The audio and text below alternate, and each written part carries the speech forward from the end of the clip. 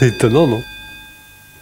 Nous allons écouter la voix de la société, maintenant, c'est-à-dire le réquisitoire de Monsieur le procureur général de la République des proches françaises. Oui, oui.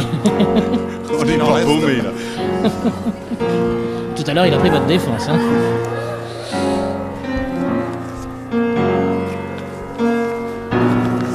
Merci.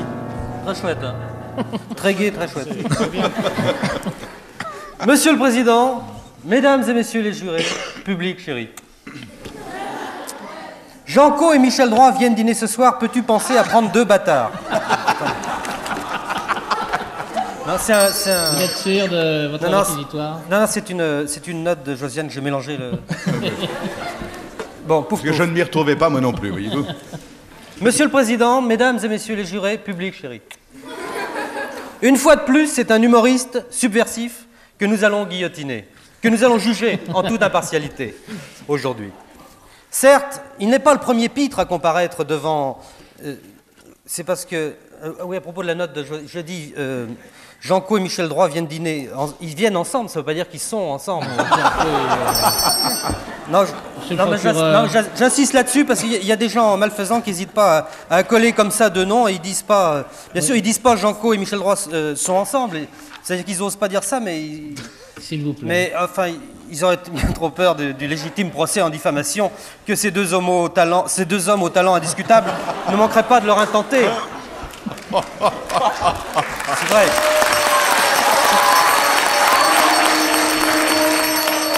Et il n'est pas question de leur intenter, un tenté comme une tente avec un E. Non, écoutez... Ah, oui. Une tente pour dormir dedans. Oui. Avec, dessous. Enfin... Mais revenons au petit Larousse, au grand Robert. Pardon. Excusez-moi. Au reste, sachant fort bien combien vous haïssez les plaisanteries scabreuses et les calçonnades, Yves Robert, je me garderai bien de risquer de vous déplaire plus encore avec mes allusions para-pédérastiques. Je tiens en effet, c'est une simple question d'éthique professionnelle, à ce que jusqu'au dernier moment, c'est-à-dire jusqu'au verre de rhum final, l'accusé se dise « Ce procureur, quand même, qu'est-ce qu'il est bien élevé, bordel !» Je remarquerai donc, Yves Robert, que vous n'étiez pas le premier comique professionnel à comparaître dans notre sympathique tribunal d'exception. Nous avons déjà jugé ici les pitres Guy Bedos, Romain Bouteille, Rufus, Pierre Rouanet, Pierre Doris. Oui, je vous vois surpris, monsieur le juge. Je sais ce que vous pensez. Vous vous dites, pourquoi Pierre Doris? Pourquoi le nom de Pierre Doris au milieu de cette liste de clowns lamentables? Parce que c'est plus fort que moi, il me fait rire encore plus que Giscard. S'il n'y a pas de bâtard, t'as qu'à prendre deux baguettes. C'est une autre... Parce qu'elle m'a fait une autre note après. Je suis vraiment désolé. Non, mais je vous en Ce prie. temps perdu, le bourreau qui attend. La preuve de la culpabilité d'Yves Robert étant ainsi démontrée de façon éclatante, il ne nous reste plus qu'à nous demander de quoi est-ce qu'on accuse-t-on, comme disait, de quoi, hein, comme dit l'autre.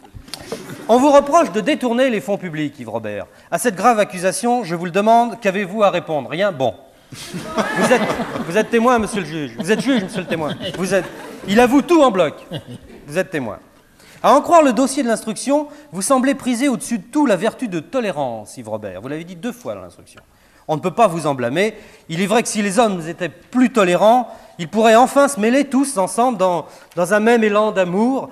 Ah, mesdames et messieurs les jurés, comme l'humanité serait plus belle si tous les hommes, guidés par l'esprit de tolérance, mettaient toutes leurs forces en commun pour aider le ministre Toléru à virer les Arabes de France, par exemple. Donc, vous êtes tolérants, et moi aussi. Mais la tolérance a ses limites, au-delà de laquelle votre ticket n'est plus valable. Voyez cet homme, mesdames et messieurs les jurés. C'est un homme à qui son pays confie d'énormes subventions au nom du ministère de la Culture, afin qu'il monte qui? Des spectacles. Et cet argent, il le dilapide en gaudrioles futiles de style Napoléon III, mesdames et messieurs les jurés. Savez-vous seulement, Yves Robert, combien de miséreux, non ça on s'en fout, combien de missiles, dans l'écrit, savez-vous de combien de missiles supplémentaires nous pourrions doter notre armée avec le budget de la culture que vous gaspillez? 2. Non, 1. Pas un petit.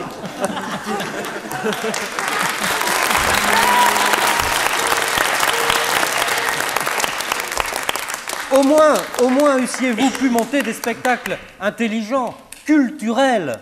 Ce ne sont pas les idées qui manquent, je pense notamment à La chasse d'eau, qui est tirée d'un roman de Nathalie Sarraute, Rabattre le couvercle, je crois, dont j'ai parcouru les bonnes feuilles, si je peux m'exprimer ainsi. D'ailleurs, j'en ai apporté une ici. Nathalie Sarraute, c'est quand même admirable. Je lis horreur, perplexité, le doute. Vers quoi courir, pensait Jérôme. Laisser mourir les dieux, laisser cette femme dans ce mirage, laisser les lieux dans l'état où je l'ai trouvée en entrant. Oh, misandrie. Et j'ai d'autres exemples, monsieur Robert. Pourquoi ne pas monter une œuvre aussi admirable que La vie de Roland Barthes par Marguerite Duras? Avec Paul Prébois dans le rôle de Roland Barthes, ça vous aura une de ses gueules. Et pourquoi ne pas monter Il est minuit, docteur Pinochet? J'en ai parlé personnellement au professeur Lorta Jacob, qui est un ami, qui est président de l'OMFT, c'est l'ordre des médecins qui font de la télé pendant les heures de consultation. Il a vigoureusement applaudi avant de me faire une intraveineuse dans la moquette. Il est plus tout jeunet comme tout vif. Voilà. Pas d'attaque personnelle contre la médecine. Non, je ne me permettrai pas, surtout dans la médecine de gauche. Non, voilà de grandes idées. Certes, ces pièces dont je viens de vous parler sont très ennuyeuses. Mais en France, monsieur, la culture, c'est chiant. Sinon, c'est pas de la culture.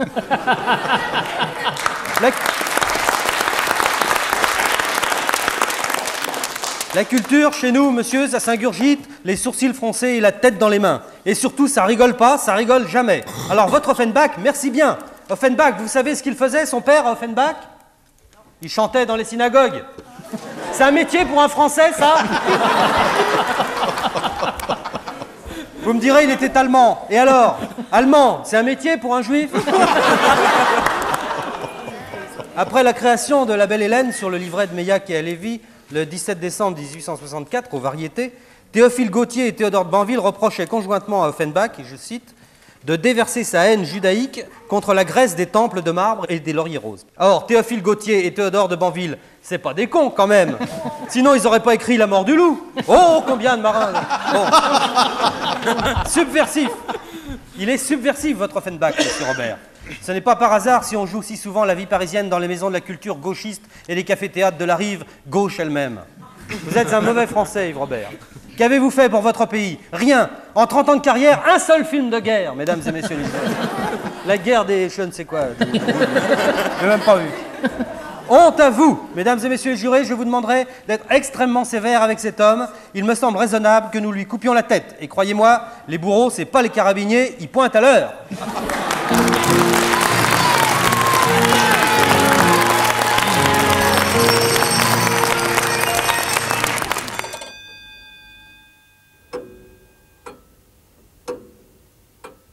C'est étonnant, non?